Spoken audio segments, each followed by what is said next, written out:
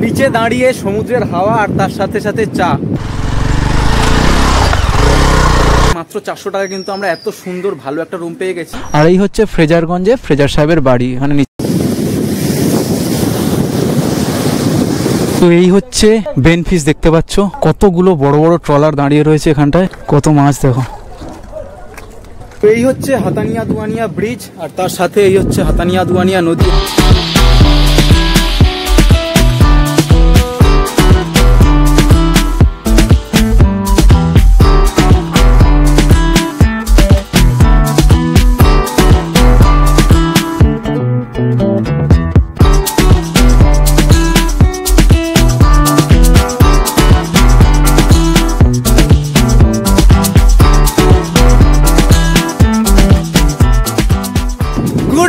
Good morning from Bakkhali sea beach. এখন আমার পিছনে দেখতে পাচ্ছ সমুদ্র। আজকের দিনটা আমাদের শুরু হচ্ছে বকখালি সি বিচ থেকে।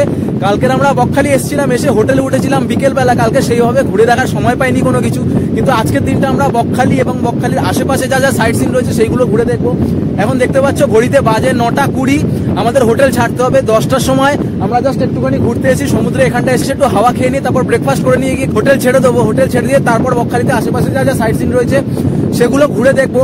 প্রচন্ড পরিমাণে হাওয়া হচ্ছে, আমার কথার আওয়াজ ভালোভাবে শোনা যাচ্ছে কিনা জানি না।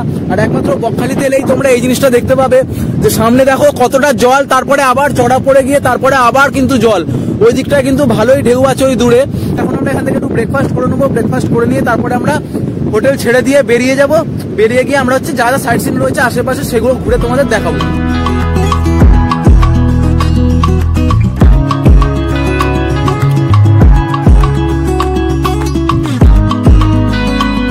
বিচে দাঁড়িয়ে সমুদ্রের হাওয়া আর তার সাথে সাথে চা এনজয় করা যাচ্ছে।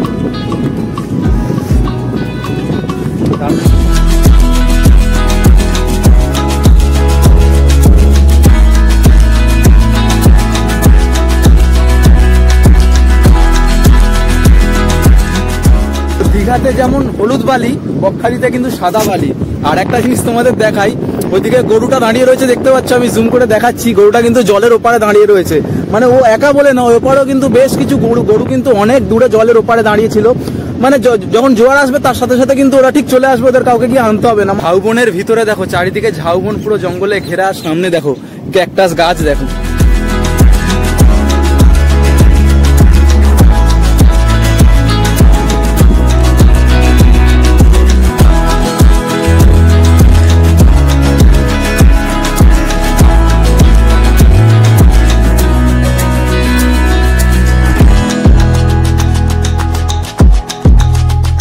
পৌনে 10টা বাজে। এবার এখান থেকে আমরা বেরিয়ে যাবো, গিয়ে হোটেলে গিয়ে আমাদের চেক আউট করতে হবে। আর এইদিকে হচ্ছে এই পার্কিং রয়েছে দেখতে পাচ্ছ, ওই পার্কিং অফিস রয়েছে। এখানটা কিন্তু বাইক পার্ক করে তারপর তোমরা এই বিচের দিকে যেতে পারবে। আর এই ঠিক পার্কিং এর বাঁ দিকে এখানটা কিন্তু একটা পাবলিক টয়লেট রয়েছে, দেখিয়ে দিলাম কারণ আসলে অনেকেরই কিন্তু প্রয়োজনে লাগতে পারে।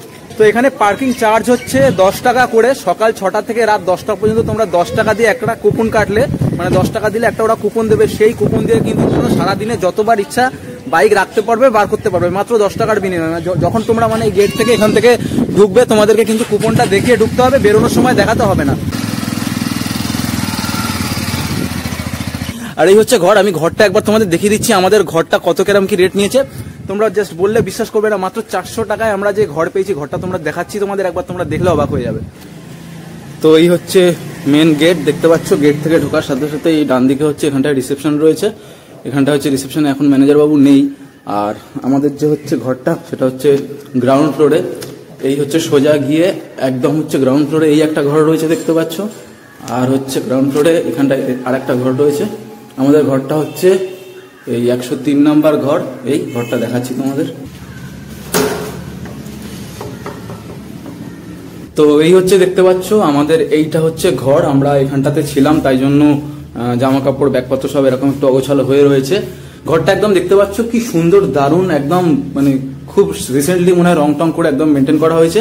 এই ঘরের মধ্যে একটা দেখতে পাচ্ছ বেড রয়েছে, ডবল বেড রয়েছে, কিন্তু এখানটা আরামসে 3 জন থাকা যাবে। এখানটা দুটো চেয়ার রয়েছে, একটা টেবিল রয়েছে, এদিকে একটা ছোট্ট আয়না রয়েছে। এই ঘরটা কিন্তু আমাদের মাত্র 400 টাকায় আমরা পেয়েছি। এখানে টিভিও রয়েছে দেখতে পাচ্ছ। আর বাথরুমটা তোমাদের দেখিয়ে দিচ্ছি। তো এই হচ্ছে বাথরুম দেখতে পাচ্ছ। ঢুকেই সামনে একটা আয়না, একটা ভালো বড় বেসিন রয়েছে, শাওয়ার রয়েছে, কল রয়েছে, আর এটা হচ্ছে ইন্ডিয়ান স্টাইল টয়লেট রয়েছে। গিজার ফিজার কিন্তু এই বাথরুমটায় নেই, কিন্তু বাথরুমটা যথেষ্ট স্পেসিয়াস দেখতে পাচ্ছ তোমরা, যথেষ্ট স্পেসিয়াস বাথরুম। তো বন্ধুরা এই হচ্ছে আমাদের রুম। দেখলে মাত্র 400 টাকা কিন্তু আমরা এত সুন্দর ভালো একটা রুম পেয়ে গেছি। আর এই দেখতে পাচ্ছ সামনে কিন্তু একটা ব্যালকানিও রয়েছে, মানে ফার্স্ট ফ্লোরে কিন্তু একটা ব্যালকানি রুমও রয়েছে। এই ব্যালকানি রুমটা কিন্তু এসি রুম, মানে নিচে কিন্তু গ্রাউন্ড ফ্লোরে সব নন এসি রুম, আর ম্যাক্সিমাম 3 জনকে অ্যালাউ করবে। আর উপরে কিন্তু সব এসি রুম রয়েছে, উপরেও 3 জনকে অ্যালাউ করবে। কিন্তু এসি রুমগুলোর রেট হচ্ছে এই মুহূর্তে 850 টাকা। কিন্তু যেটা মেন জিনিস তোমাদের বলে দিতে চাই যে এখন কিন্তু রুমগুলোর রেট এত কম, কিন্তু পিক সিজনে কিন্তু এই রুমগুলোর রেট প্রায় 1500-2000 টাকা পর্যন্ত চলে যায়। তো তোমরা যখন আসবে সেই সময় কিন্তু রেট আলাদা হতে পারে। মানে ভিডিও দেখে তোমরা এসে একরকম দেখছো, কিন্তু এসে যদি বলো সেটা কিন্তু মানে সেই সময় অনুযায়ী জাস্টিফাই হবে না। তো ভাই ঘড়িতে বাজে 11:15 দেখতে পাচ্ছ। আর এই হচ্ছে আমাদের হোটেল ছেড়ে এখন আমরা বেরিয়ে যাচ্ছি। আর এই হচ্ছে বাইক একদম ফুল রেডি দেখতে পাচ্ছ, লোড করে নিয়েছি, ব্যাগপত্র বেঁধে নিয়েছি। চলো বেরোনো যাক তাহলে।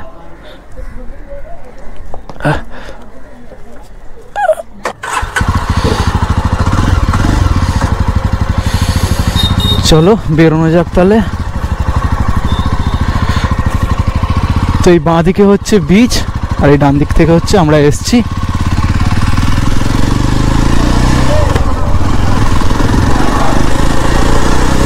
আমাদের হোটেল থেকে বেরিয়ে ডান দিকে মোটামুটি 1 কিলোমিটার মতো আসলেই সামনে এই যে মোড়টা পড়ছে, এখান থেকে হচ্ছে আমাদের ফার্স্ট যে সাইট সিন আজকে যাব সেটা হচ্ছে কার্গিল সি বিচ। এই মন্দিরটা একটা সামনে রয়েছে, দেখে নাও। এই যে সামনে একটা মনসা মাতার মন্দির, এখান থেকে এই বাঁ দিক গিয়ে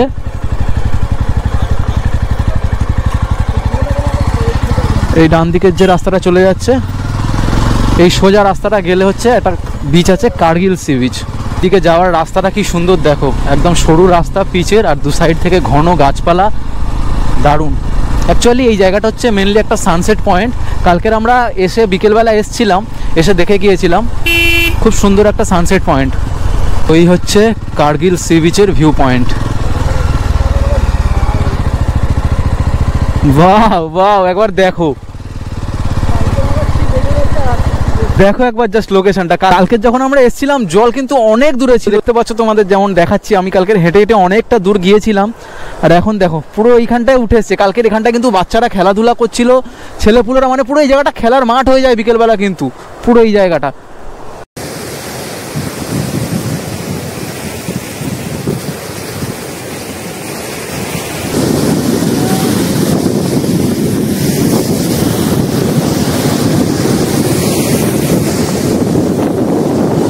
তো ভাই চলো এবার এখান থেকে বেরোনো যাক।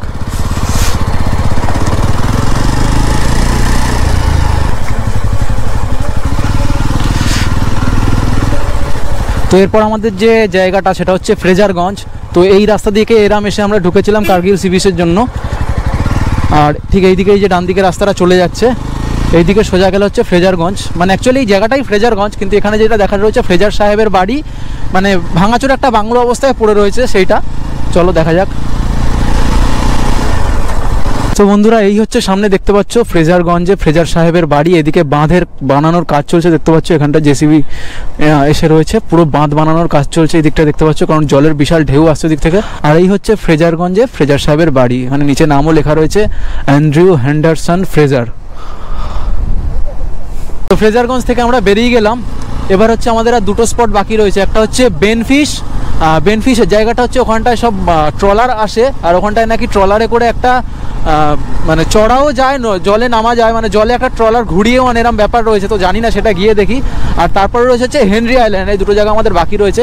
আর আজকের ওয়েদারটা দেখো কি সুন্দর, আসার দিন কিন্তু বৃষ্টি হচ্ছিল, মানে মেঘলা আকাশ হয়েছিল, আজকেরও আকাশটা মেঘলা হয়ে রয়েছে। কিন্তু ঠাকুর ঠাকুর করে যদি বৃষ্টি না হয় তাহলে মানে খুব ভালোভাবে যেতে পারবো বাড়ি আর কি। বাঁ দিকে যে একটা রাস্তা ঢুকে যাচ্ছে দেখো, এখানটায় মাইলস্টোনে লেখাও রয়েছে বেনফিশ, নিচে হচ্ছে বেনফিশ ট্যুরিজম। এইদিকেই সম্ভবত বেনফিশের রাস্তা।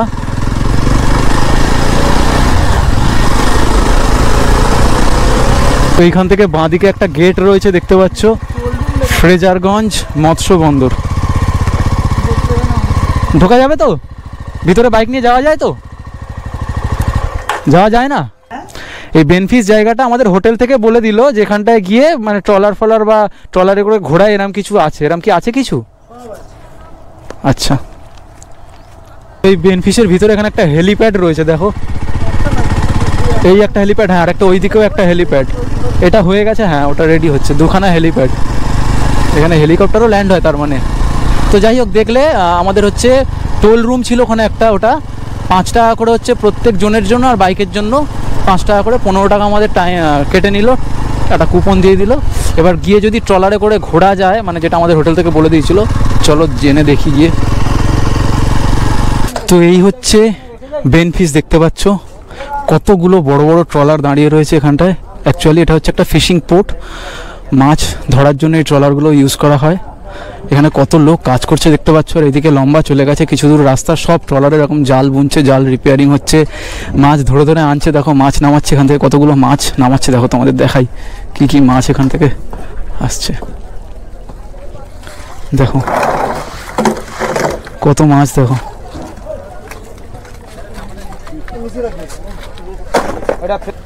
বাবা এগুলো কি মাছ, এইগুলো এগুলো এবার আর একটা নতুন জিনিস জানতে পারলাম। তো ওই সাইডে ডান দিকে যেটা ছিল ওটা হচ্ছে ফিশিং পোর্ট যেটা বললাম, আর এইটা হচ্ছে নর্মাল পোর্ট একটা দেখতে পাচ্ছ। এখান থেকে এই ট্রলারে করে কিন্তু ঘোড়ায় জম্বুদ্বীপ পর্যন্ত ঘুরিয়ে নিয়ে আসে, যেটা জানলাম। তো যদি পসিবল হয়, যদি জেনে দেখি, তাহলে আমরাও ঘুরে আসবো।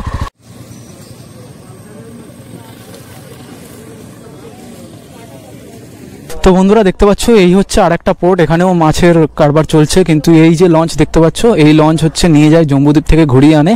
কিন্তু ব্যাপারটা হচ্ছে মানে লঞ্চ ভরলে মোটামুটি 15-20 জন হলে তবেই ছাড়ে, যেরকমটা কাকু বললো। মাথা পিছু 150 টাকা করে নেয় প্রায়, নিয়ে যাবে থেকে নিয়ে আসবে 2 ঘন্টা মতো, জম্বুদ্বীপ থেকে ঘুরিয়ে আনবে।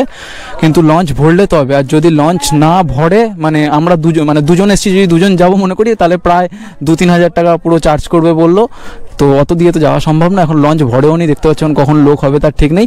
আর আরেকটা প্রোগ্রাম রয়েছে, শর্ট প্রোগ্রাম বললো, যেটা হচ্ছে মোহনা থেকে, যেখানটায় সমুদ্রের সাথে নদীর মিলন হচ্ছে, সেই জায়গা থেকে ঘুরিয়ে আনবে। সেটা হচ্ছে দুজন যদি আসো, বললো 500-600 টাকায় দুজনের হচ্ছে একটা লঞ্চ দিয়ে দেবে, ঘুরিয়ে আনবে, সেটা আধা ঘন্টা 30 মিনিট সময় মতো। তো আমরা এখন আর কোনোটাই যাচ্ছি না, কারণ বাড়িও ফিরতে হবে, অলরেডি প্রায় 12টা বাজতে যায়। এমনি মোটামুটি জায়গাটা তোমাদের দেখিয়ে গেলাম, যেগুলো টুরিস্ট স্পট রয়েছে তার মধ্যে এইগুলো একটা রয়েছে। আর এদিকটা দেখতে পাচ্ছ খুব সুন্দর কিন্তু লাগছে।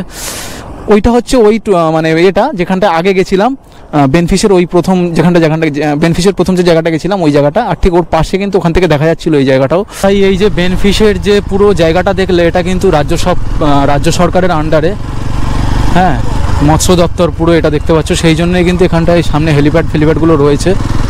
আর হচ্ছে এইবার আমাদের লাস্ট যে জায়গাটা বাকি রইলো আজকের দিনে, মানে বকখালি টুরিস্ট স্পটের মধ্যে, সেটা হচ্ছে হেনরি আইল্যান্ড।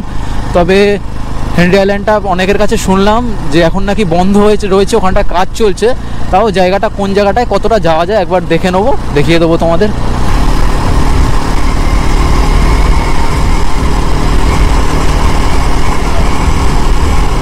তো সোজা হচ্ছে কলকাতার দিকে রাস্তা, আর এই পিছন থেকে হচ্ছে বকখালির দিকে আসছে। আর এই ডান দিকে যে গলিটা ঢুকে গেছে দেখতে পাচ্ছ, এখানটায় কিন্তু বড় বড় করে লেখাও রয়েছে হেনরি আইল্যান্ড ফিশারিজ প্রজেক্ট।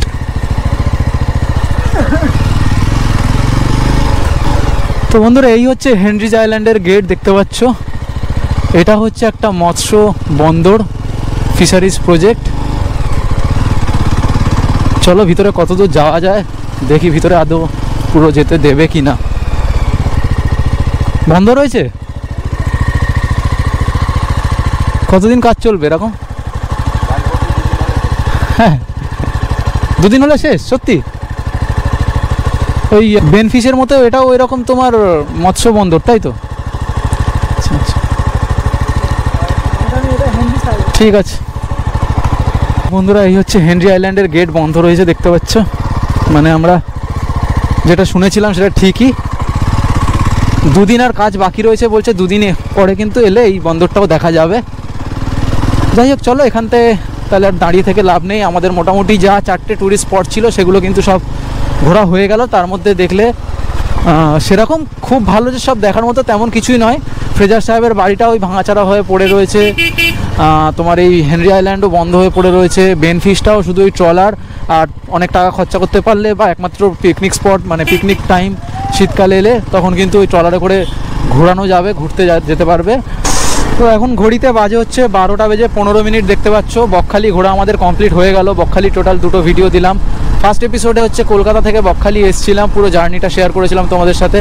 আর সেকেন্ড এপিসোডে হচ্ছে আমরা বকখালিতে যা যা ঘোরার জায়গা আছে সেগুলো তোমাদের ঘুরিয়ে দেখালাম, দেখলে Kargil sea beach, Fraserganj, Fraser সাহেবের বাড়ি, হেনরি আইল্যান্ড, আর তার সাথে হচ্ছে বেনফিশ। এই টোটাল 4টে জায়গা। এর মধ্যে আমার সবথেকে বেশি ভালো লেগেছে যেটা হচ্ছে কার্গিল সি বিচটা আমার সবথেকে বেশি ভালো লেগেছে। বকখালিতে অ্যাকচুয়ালি ট্যুরিস্ট সবথেকে বেশি হয় হচ্ছে শীতকালে, December January, November December January, এই সময়টা হচ্ছে সবথেকে বেশি ট্যুরিস্ট হয়। সেই সময় হোটেলের রেটও বেড়ে যায়, সেই সময় ট্যুরিস্ট মানে প্রত্যেকটা স্পটে বেশি লোকও হয়। অ্যাকচুয়ালি পিকনিক স্পট যেটা শীতকালে সেরকম হয় সেরকম।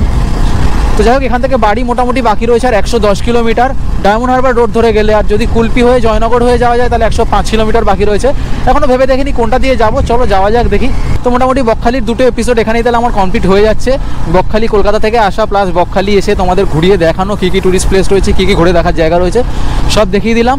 এখন এখানটায় ঘড়িতে টাইম হয়ে গেছে 12:30। বাড়ি পৌঁছাতে আশা করছি 5টা মতো হয়ে যাবে। ম্যাপে তোমাদের 2টো রাস্তাই দেখাবে, একটা হচ্ছে ডায়মন্ড হারবার আর একটা হচ্ছে কুলপি থেকে ডান দিকে জয়নগর হয়ে যেটা যাচ্ছে। কিন্তু মন্দির বাজারের রাস্তাটা ম্যাপে সম্ভবত দেখাবে না, কিন্তু আমরা দেখিয়ে দেবো তোমাদের।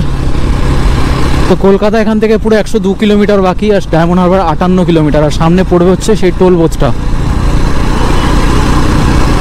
তো এই হচ্ছে একটা ছোট্ট টোল বুথ দেখতে পাচ্ছ, কিন্তু আমাদের বাইকের কোনো কিছু লাগেই না, সব জায়গাতেই সেটা সেম।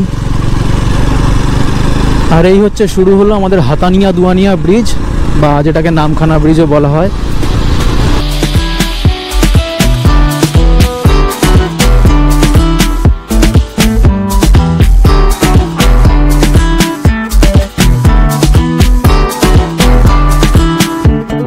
হচ্ছে হাতানিয়া দুয়ানিয়া ব্রিজ, আর তার সাথে এই হচ্ছে হাতানিয়া দুয়ানিয়া নদী। এখানটায় নদীর শাখাটার এরকমই নাম। আর নিচে এই হচ্ছে দেখতে পাচ্ছ একটা গ্রাম বলতে পারো। আর নারকেল গাছ দেখো, যতদূর চোখ যাচ্ছে নারকেল গাছ ভর্তি। আর কত ট্রলার দেখো, এগুলো কিন্তু সব মাছ ধরার ট্রলার, সব যতদূর দেখা যাচ্ছে। আমরা প্রায় 15-20 মিনিট দাঁড়িয়েছিলাম, একটু ফটোশ্যুট করলাম, রিলস বানালাম। আর সেই ফটোগুলো তোমরা কোথায় দেখতে পাবে না ইনস্টাগ্রামে। শুধু ইউটিউবে সাবস্ক্রাইব করলে হবে, ইনস্টাগ্রামেও ফলো করে নাও। আর ইউটিউবে তো তোমরা সাবস্ক্রাইব করো না, ভিডিও দেখে যাও শুধু। তোমাদের যদি আমার রাইডিংয়ের ভিডিও ভালো লাগে, ট্রাভেলের ভিডিও ভালো লাগে, তাহলে সাবস্ক্রাইব করো অবশ্যই তাড়াতাড়ি। পুজোর আগে 1500 সাবস্ক্রাইবার করে দাও, তারপরে তো ড্রোন আসবে এই চ্যানেলে, ড্রোন শট দেখাবো তারপর তোমাদের। সামনে যাচ্ছে অল্টো, হলুদ কালারের অল্টো। দাদা আমাকে সাইড দিয়ে দাও, আমি বেরিয়ে যাই। একটা দিনের অন্তরে এই অ্যাম্বুলেন্স, যাও। তো যেটা বলছিলাম, একটা দিনের অন্তরে ওয়েদার কিরমভাবে চেঞ্জ হয়ে যায় দেখো। কালকের ওয়েদার কেমন ছিল আর আজকের দেখো। আজকের পুরো ঠাটা পোড়া রোদ উঠে রয়েছে দেখো, একদম আকাশ পুরো একদম সূর্য একদম মাথার উপরে জল করছে। আর কালকের পুরো মানে কলকাতা থেকে মানে বাড়ি থেকে আমরা বকখালি এসেছি, পুরো মাথায় বৃষ্টি নিয়ে এসেছি একরকম বলতে গেলে। হ্যাঁ, একদিনের মধ্যেই ওয়েদার কেমন চেঞ্জ হয়ে যায়।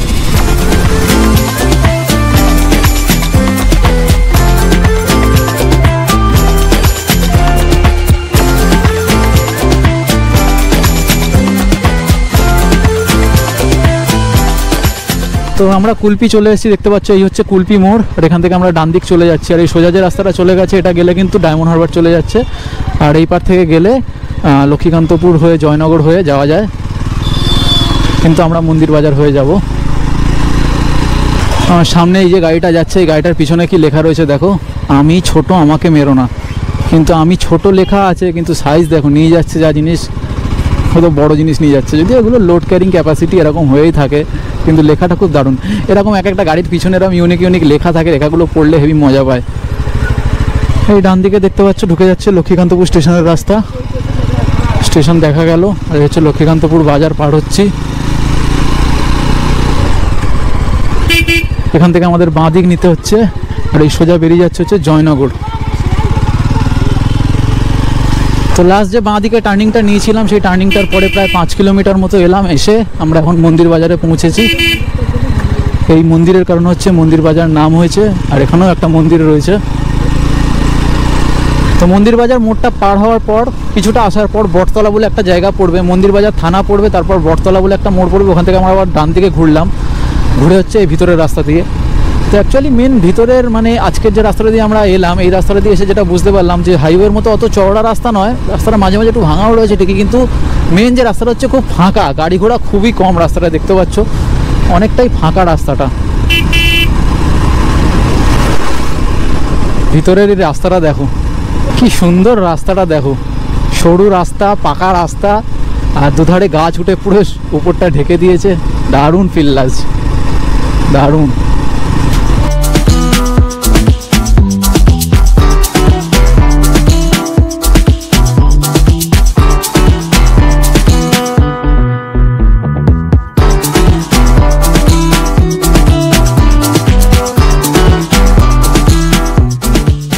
তো বন্ধুরা, এবার দেখতে পাচ্ছ সুখদেব আমাকে একটা চ্যালেঞ্জ দিয়েছে, ঝিঙ্কির কাছে এসে পৌঁছে গেছে আর এই ব্রিজটার উপরে উঠতে হবে।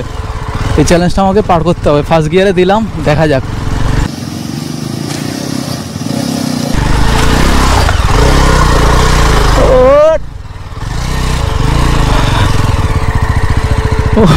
উঠে গেছি। তোমাদের ডান দিকে দেখতে পাচ্ছ শাসন স্টেশন, আর চলে এসেছি বাড়ির কাছাকাছি। সেই হাতানিয়া দুয়ানিয়া ব্রিজে যে দাঁড়িয়েছিলাম ওখান থেকে পুরো টানা ননস্টপ 90 কিলোমিটার কন্টিনিউ চালিয়ে এলাম, কোথাও দাঁড়ায়নি। এখন হচ্ছে যাচ্ছি আমাদের বাড়িপুরে আসমা ধাবা, গিয়ে ওখান থেকেই যাও কিছু খাবো, খেয়ে তারপর বাড়ি ঢুকবো। তো তোমাদের একটা জিনিস বলার আছে, আমার বাড়ি বাড়িপুর যেহেতু, সেই জন্য আমি ঝিঙ্কি থেকে কিন্তু ওই উপরে উঠে গিয়েছিলাম, মানে যে স্লোপটা উপরে উঠলাম, উঠে ওখান থেকে আমি ডান দিক ঘুরেছিলাম। কিন্তু তোমাদের যাদের বাড়ি কলকাতার দিকে যাবে তোমরা কিন্তু ওই উপরে না উঠে তোমরা ব্রিজটার নিচ থেকে কিন্তু তোমরা সোজা চলে এলে জুলপিয়া পেয়ে যাবে। জুলপিয়া থেকে ডান দিকে এলে কিন্তু তোমরা সোজা, মানে আমতলা থেকে যে রাস্তাটা বাড়িপুর আসছে, এসে কিন্তু তোমরা সোজা ইএম বাইপাসেই উঠে যেতে পারবে। বন্ধুরা, ঘড়িতে এখন বাজে 3:45, আর চলে এসছে আসমা ধাবার কাছে। পিছনে দেখতে পাচ্ছ আসমা ধাবা রয়েছে, এখান থেকে এখন যাও কিছু লাঞ্চ করবো আমরা, করে তারপর বাড়ি যাব। তো বকখালি সিরিজ তোমাদের কেমন লাগলো কমেন্ট করে অবশ্যই জানিও, ভালো লাগলে কিন্তু লাইক করো অবশ্যই। আর চ্যানেলে যদি নতুন হয়ে থাকে এই ধরনের ট্রাভেল সিরিজ বা রাইডিংয়ের ভিডিও দেখার জন্য অবশ্যই চ্যানেলটাকে সাবস্ক্রাইব করো।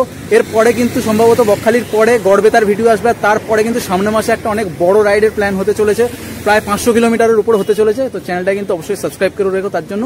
চলো তাহলে দেখা হচ্ছে পরবর্তী ভিডিওতে। Till then, ride safe, be safe.